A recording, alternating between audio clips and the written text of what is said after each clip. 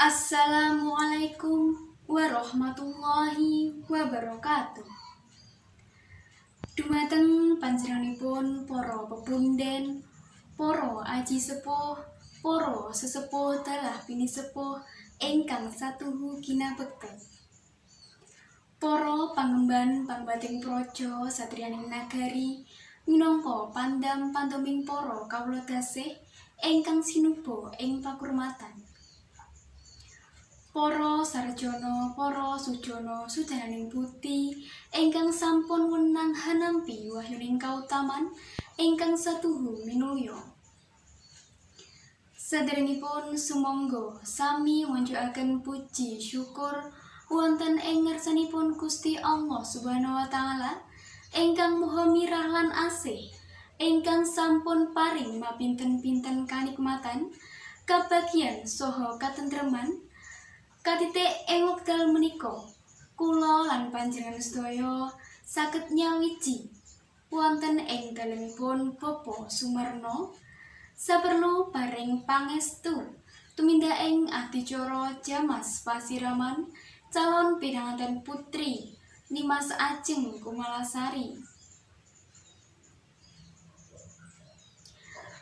Mboten kusupen sholawat saha salam mugi tansah kita aturaken dumateng Nabi Agung kita, Nabi Muhammad sallallahu alaihi wasallam, sumarambah kulawarga miwah para sahabatipun. Mugi-mugi kita pinaringan syafaatipun benjang wonten yaumil qiyamah. Amin. Sinawung raos syukur ing ngajeng mugi lampahing adicara siraman tansah pinaringan rahayu tepih ing sambikala.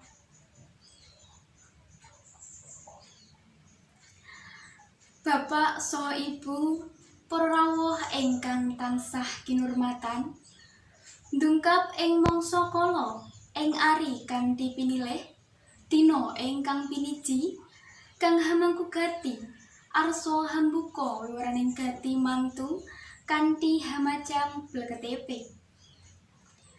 Kaaturaken dumateng Bapa Sumarna supados pasang bleketipik. Kanjeng Ibu ngaturaken bleketipik dhateng Bapa, lajeng dipun pasang dening Bapa.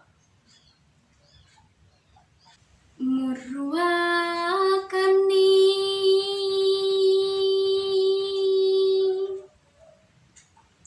ngenya mengko gati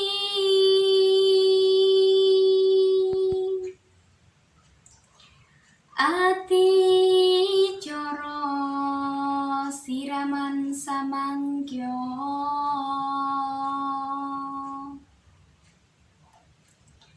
kanthi pasang bleketipik.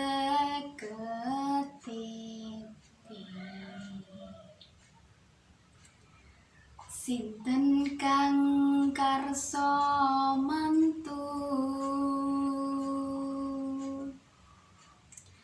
nenggih Ibu Sri Lestari puniki miwah Bapa Sumarna hamanggih rahayu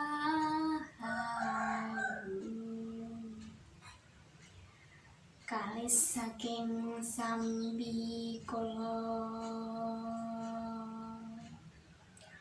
purwa madya dumugi wasananeki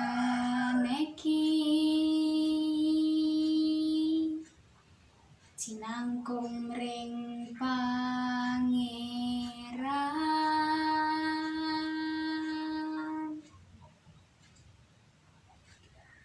Kinarya pakurmatan, para tamu kasuwun jumeneng sawetawis.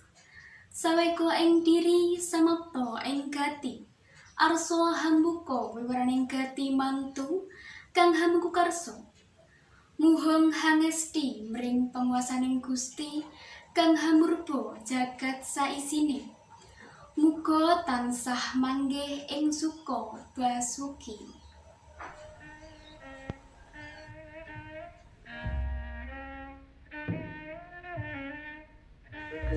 Setemah netepi dawe tiyang kina, pleketipe awujud saking papan suci wonten ing kahyangan ingkang naminipun bale katapi ingkang nemu suraos bilih ing benjang temanten saketara suci lair lan batine. Kanthi hamajang pleketipe kuwalaka dumateng para kadang sanak saderek kalamun terbe karsa mantu katungaaken para kadang kulawarga sawetawis tumuju wonten ing tarub ditata timin murub. Tembung tarub kawiwitan nalika Ki Ageng Tarub anubaken Jaka Tarub saking panusunan tarub. Tembung tarub hamung kaginakaken nalika terbe karsa mantu antiluhung endahing budaya lestari tumingking wuri. Nalika semono tindake was hanjuk wonten ing tarub. Pangandikannya Aris ingkang ibu, bapakne iki tarupe, iya bune tak pasangi. Ayo tansah nyuwun ring ngarsaning Gusti, muga-muga tansah pinaringan kayuwanan. Mengkono bapakne.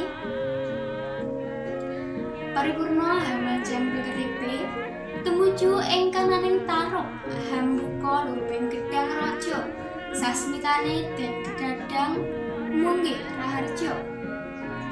Kamurian tebu wulung santosa anteping kalebu suketalang-alang godhong kopo-kopo mugia anggone duwe gawe ora ana alangan apa-apa.